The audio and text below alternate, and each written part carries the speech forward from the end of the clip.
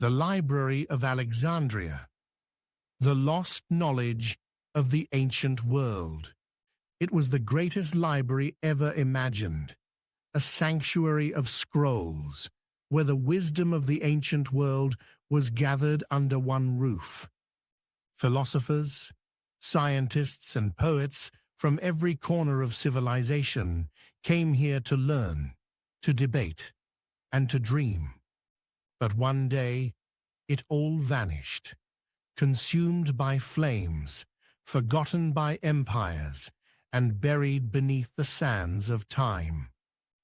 This is the story of the Library of Alexandria, humanity's most ambitious attempt to collect all knowledge, and the mystery of how it was lost. Our journey begins around 300 BCE in the newly founded city of Alexandria, Egypt. After the death of Alexander the Great, his general Ptolemy I Soter took control of Egypt and sought to create not just a capital, but a beacon of intellect, a place where Greek, Egyptian, Persian, and Indian wisdom could unite. At the heart of this dream was a grand library, a temple not to gods, but to knowledge itself. It was part of a vast complex called the Mausion, or Shrine of the Muses, dedicated to the 9 Greek goddesses of art and science. Here, scholars were given housing, meals, and stipends so they could devote their lives to study. Their mission? To collect, translate, and preserve every piece of writing in the known world. Under Ptolemy II, the library expanded into something unprecedented. Agents were sent across Egypt, Greece, India, and Mesopotamia to buy or copy every scroll they could find. Ships that docked in Alexandria were searched and their scrolls seized to be copied. The originals were kept and the copies returned to their owners. This relentless pursuit filled the Library of Alexandria with hundreds of thousands of scrolls. Some estimate up to 700,000. Texts of philosophy, astronomy, medicine, mathematics, geography, and poetry lined its halls. Here, Euclid refined geometry. Eratosthenes measured the circumference of the Earth with astonishing accuracy.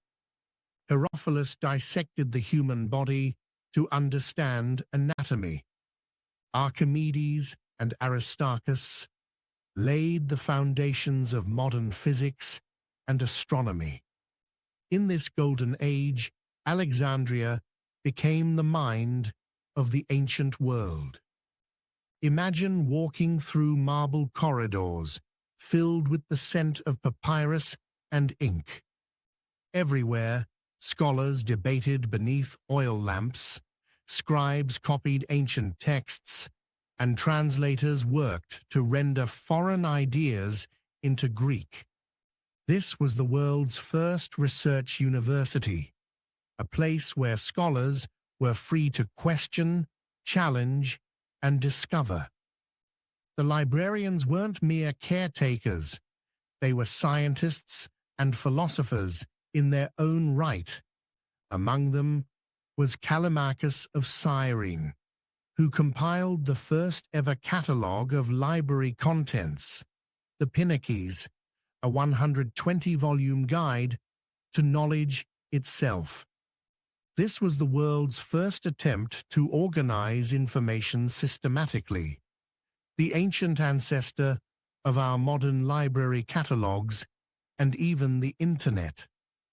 The library was not just a storehouse, it was a living organism of thought, one that sought to connect all cultures through the written word.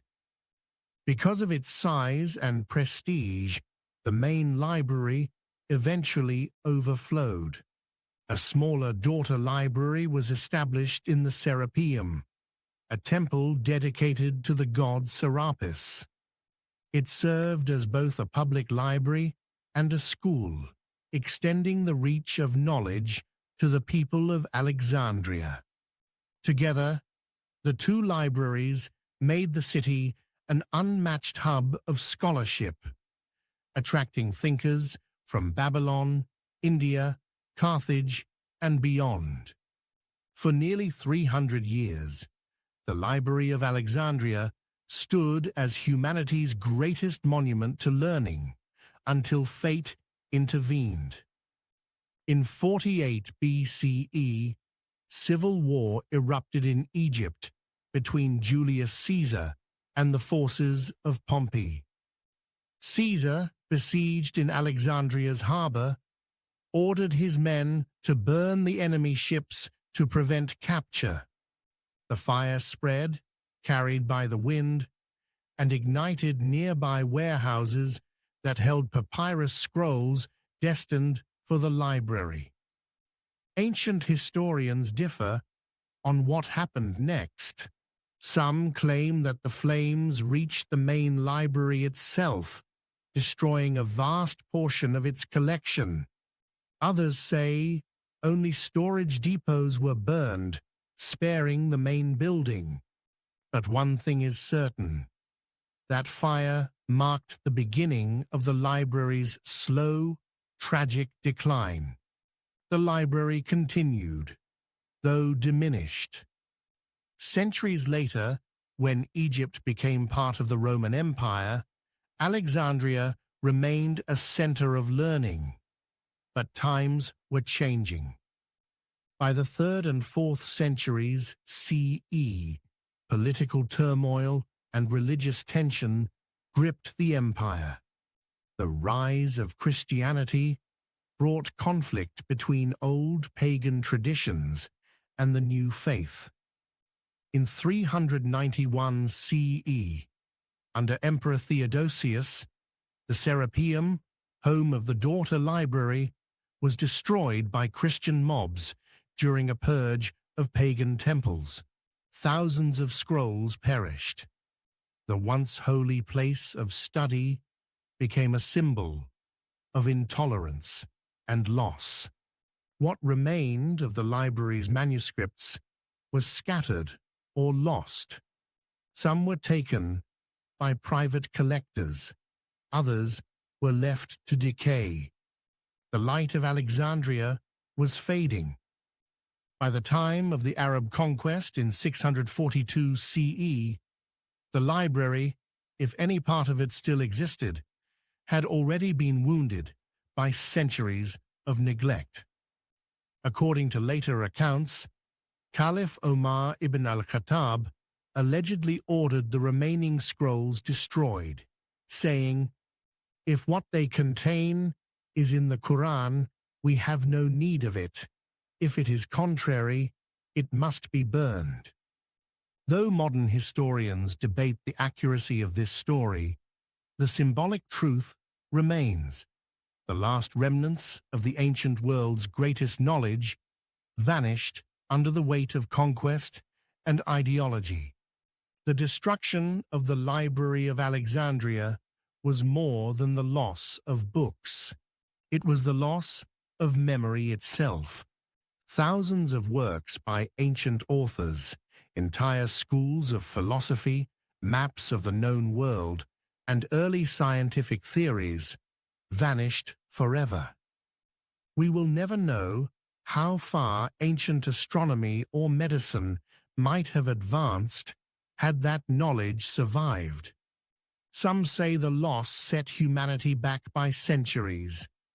Others believe fragments survived, hidden in monasteries, carried eastward to Byzantium, or preserved by Arab scholars who later sparked the Islamic Golden Age. But the full tapestry of the ancient world was never again whole. And yet, the dream of Alexandria never truly died. Its spirit lived on in the House of Wisdom in Baghdad, where scholars like Al-Khwarizmi and Avicenna translated Greek texts into Arabic. It lived on in the universities of Cordoba, Paris, and Oxford. And in the 21st century, the Bibliotheca Alexandrina, a modern library built on the ancient site, now stands as a monument to what was lost and what can still be found. Its mirrored glass facade reflects the Mediterranean sun, a reminder that knowledge, like light, cannot be extinguished forever. The story of the Library of Alexandria is not just about loss, it's about warning and hope. It reminds us that knowledge is fragile and ignorance is always waiting to return. It teaches us that every civilization must choose to guard its wisdom or to let it burn.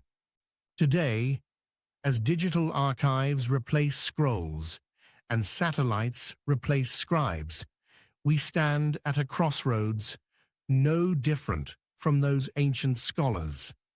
The Library of Alexandria calls to us still, asking whether we will protect our collective memory or let it vanish again into the flames of forgetfulness.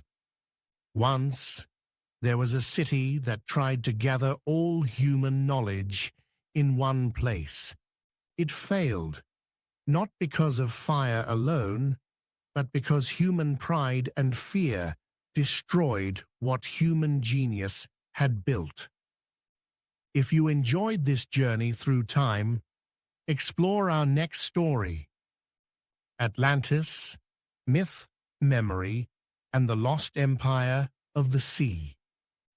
And don't forget to like, subscribe, and ring the bell for more timeless stories on Human Odyssey Through Time.